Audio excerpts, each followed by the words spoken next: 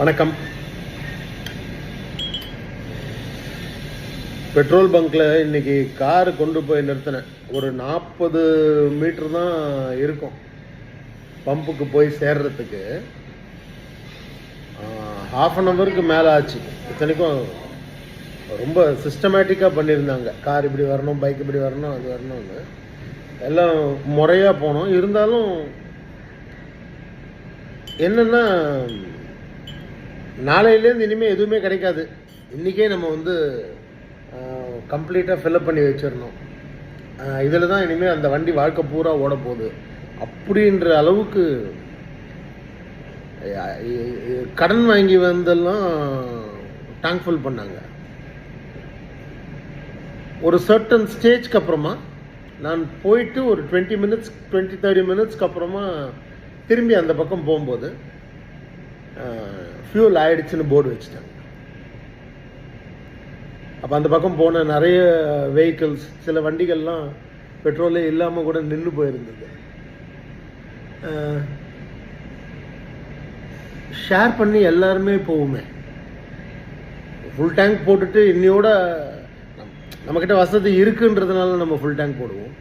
சில பேர் 2 லிட்டர் மட்டும்தான் போட முடியும். அவங்களும் வெளியில் போனோம்ல, அவங்களுக்கும் ஃபேமிலிலாம் இருக்குல்ல. முதல்ல எந்த ஒரு பிரச்சனைகள் வருதுன்னாலும் இமீடியட்டாக போய் தண்ணியை வாங்கி அந்த சுயநலத்தை கொஞ்சம் தள்ளி வைப்போம், பொதுநலமாக பார்ப்போம். உடனே போய் காய்கறி மொத்தமாக வாங்கி எடுத்துகிட்டு போய் டம்ப் பண்ணிடுறது. ஏன்னா இதோட அந்த டம்ப் பண்ணதோட இன்னொரு எக்ஸ்டெண்ட் ஆகி நமக்கு உண்மையிலேயே கிடைக்கலன்ற ஒரு இது வந்ததுன்னா, ஒரு பர்டிகுலர் டேட்டுக்கு அப்புறமா இல்லைன்றது இருக்கு இல்லையா. அப்போ அதை யோசித்து இன்னையிலேருந்து நியாயமாக தர்மமாக எல்லாருமே இப்போ ஃபுல் டேங்க் போடுறவன் ½ டேங்க் போட்டுட்டு லிமிட்டாக ஓட்டணுன்னா சந்தோஷம் தானே. இன்னொரு ½ டேங்க் நிறைய பேர் கிடைக்குமே. நம்ம ஊரில் ஜனத்தொகை ஜாஸ்திங்க. எல்லாம் நமக்கே வந்துடணும்னு நம்ம ஆசைப்படுறது ரொம்ப தவறு. இப்போ இந்த பெட்ரோலுக்காக அங்கே இருக்கிற அந்த ஜனத்துக்கு, ஏன்னா நான் ஒரு 2 வீலரில் ஒரு கர்ப்பிணி பெண், அவர் பெட்ரோல் இல்லை, தள்ளிட்டு போகிறாங்க வண்டி.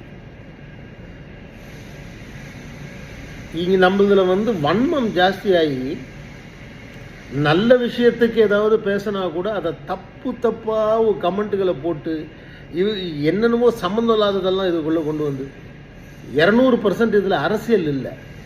இப்போ நான் சொல்கிறது என்னென்னா, நம்ம யோசிக்கணும்.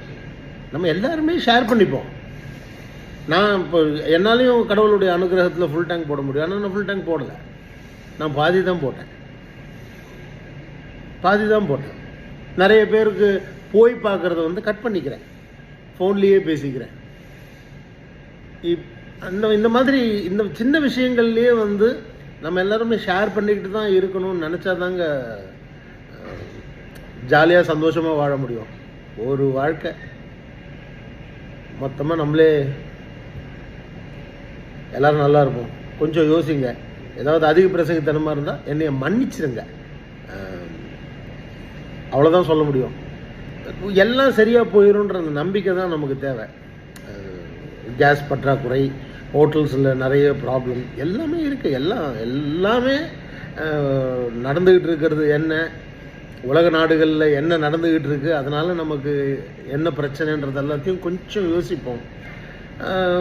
ரொம்ப ஜாலியாக எல்லாத்துக்குமே பைக் எடுத்துகிட்டு போகிறது, எல்லாத்துக்குமே கார் எடுத்துகிட்டு போகிறது, அதை கொஞ்சம் லைட்டாக அவாய்ட் பண்ணிப்போம். ஃபோன்லேயே பேசி தீர்த்துற முடியும்னா அதிலே தீர்த்துருவோம். ரொம்ப இம்பார்ட்டண்ட்னா வீடியோ காலில் போவோம். அப்படி இருந்ததுன்னா நான் ஏன் இதெல்லாம் ஒவ்வொருத்தருடைய தனிப்பட்ட விஷயங்கள். நான் ஏன் இதை சொல்கிறேன்னா, அப்படிலாம் நம்ம மிச்சப்படுத்தணும்னா எல்லாருக்குமே பெட்ரோல் டீசல் கிடைக்கும். அதுதான், வேறு ஒன்றும் இல்லை. இன்னைக்கு போயிட்டு ரிட்டர்ன் போகும்போது அந்த பொண்ணை உட்கார வச்சு அவங்க ஹஸ்பண்ட் வண்டியை தள்ளுறாரு. இதெல்லாம் சாதாரண ஒருத்தர் சொன்னார்னா அதை ஏற்றுப்பாங்க. ஒரு சினிமா நடிகர் சொல்லும் போது மிகைப்படுத்தலாக சொல்கிறாருன்னு இருக்கலாம். ஏன்னா என்னால் அந்த இடத்துல நின்று ஃபோட்டோ எடுத்து அந்த ஆதாரத்தை போட்டு அதுக்கெல்லாம் சான்ஸ் இல்லை. எனக்கு பாவம்னு ஃபீல் பண்ணேன். ஒருவேளை நீங்கள் கமெண்ட்டில் திட்டினாலும் பரவாயில்ல, இதை போட்டுடணும்னு ஆசைப்பட்டேன். அதனால தான் போட்டுடுறேன். வாழ்க வளமுடன்.